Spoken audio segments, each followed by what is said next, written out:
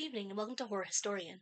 My name is Amanda and tonight we'll be discussing the 2022 Taiwanese supernatural horror film Incantation.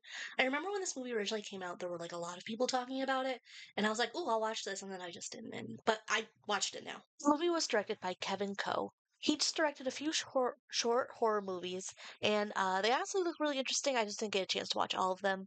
He co-wrote this movie with Chang Chi-wei.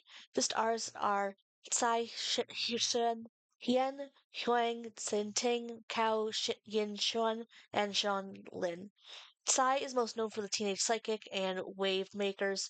Huang is a child actor most known for Copycat Killer. She is 9 now. Cao is most known for Lust and Sunset. Lim is most known for Urban Horror and See You in Time.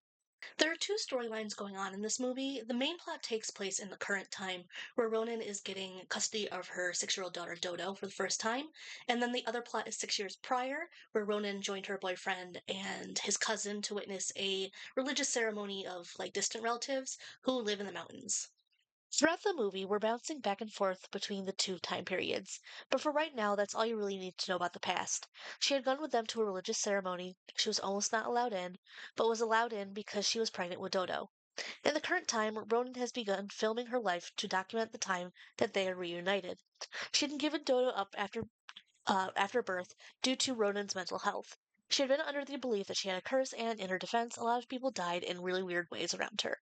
And also, to be fair to Ronan, she absolutely did what was best for Dodo, and she's gone through the hoops to take her back. She's excited for the chance to have her daughter in her life for the first time since her birth. The foster care center that Dodo had been living in was a great place for her. There was a man named Ming who helps run the facility, and she became close enough to him that she called him Dad. There were people there that cared for her and genuinely wanted for them to reunite. Dodo is understandably a little shy, as this is the first time that she gets to go home with her mother. She was definitely not old enough to remember the last time that they were together. The awkwardness doesn't last too long as they bond over learning how to write Dodo's name. But this is a horror movie and things aren't going to be good for long. Part of it is definitely has to do with the fact that she now knows how to spell her name, a name that someone else has already been given, which we will get to when we get to it, I promise. Weird things start happening around Dodo, and Ronan starts to get reports from her acting off while at school. She's interacting with something that the other people in her life can't see, and people are starting to become very worried for her. It gets to the point where social services arrive to take Dodo away, but Ronan finds out, like, she sees them before they can actually take her. She sneaks into their apartment to grab some of their belongings, and she knows that she's going to need spiritual help instead of medical help at this point, so she's out of there. Ming is passing by when he sees Dodo inside the car while Ronan is away, and he slips into the driver's seat. He asks Dodo some real questions about her relationship with her mother. I was not expecting for him to empathize towards Ronan as much as he did, but it's clear that Dodo really does love her mother, and Ming drives away when Ronan gets back and gets in the car. He helps them get to a shrine where the priest tells her that Dodo cannot eat for 7 days to purify herself so that they can help. Ronan gives over some of the recordings that herself and her boyfriend had taken during their time in that village.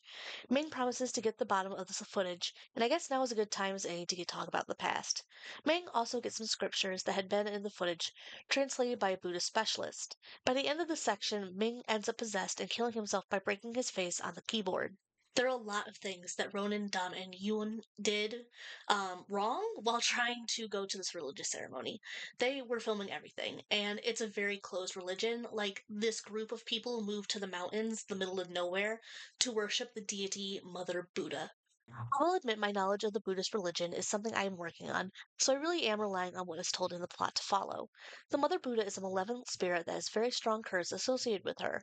Very importantly to the village that they were visiting was that they could not enter the tunnel, and that is exactly what Dom and Yuan decide to do. The tunnel video reveals a lot to us. It wasn't just that they had gone into an area that they were meant to go into. It is that they actively destroyed the altars that had been set up for the Mother Buddha. Of course, she was going to be mad as hell, especially when they removed the veil that was covered her sculptured face.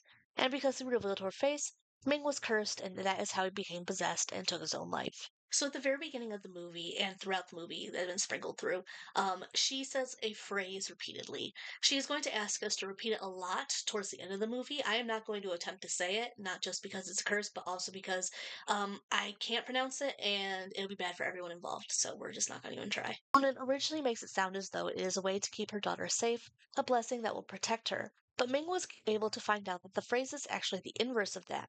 It's also symbolized in the hand movement that physically cannot do, but it is an inverse of a blessing. Like the gesture means collecting a blessing, so in this case, it would be giving a curse.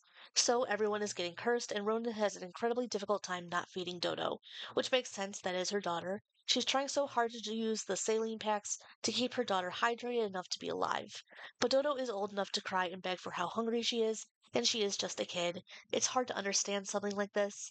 It isn't helped that by the appearance of the runes that start covering Dodo. Ronan sees this, along with having heard Dodo going through so much starving pain. She does give Dodo a little bit of food. Things immediately get worse, and even as she tries to force Dodo to throw up, it doesn't help her situation. So Ronan realizes that she's going to have to do something desperate to save her daughter. Ronan goes back to the shrine to try and get help from the priest and his wife. This time, however, they are also possessed, and tell her it is too late to use the ritual that they've been praying Dodo for. There's nothing that they can do to save her, and they can't even save themselves. They're already possessed. Ronan hospitalizes Dodo in hopes of keeping her alive long enough that she can release the curse, or maybe change the direction. She buys Dodo a puppy and brings all of Dodo's belongings to the foster center. She has to give her daughter a place to go after Ronan has died. She has to admit that she has not been entirely honest with us in regards to the things that she has asked us to repeat, and time again throughout the movie. She returns to the tunnel that Yuan and Dom had damaged, giving one last chance to try and save her daughter. She places a red cloth over her eyes as she goes in, going to the statue that had been the source of the curse. She reveals the Mother Buddha's face to the viewer, giving us the curse. Ronan is cursed and kills herself. We get a chance to see how Dodo is doing now after having lost her mother again and the only father figure that she has ever known. But she's doing good.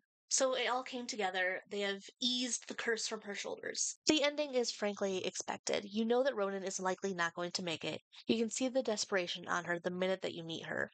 And you might want to help her, even if it's just saying a phrase that you might definitely not understand. It's particularly sad that Ronan asked her daughter in a final goodbye to forget about her. She doesn't want her daughter coming to try and find out what happened to her mother.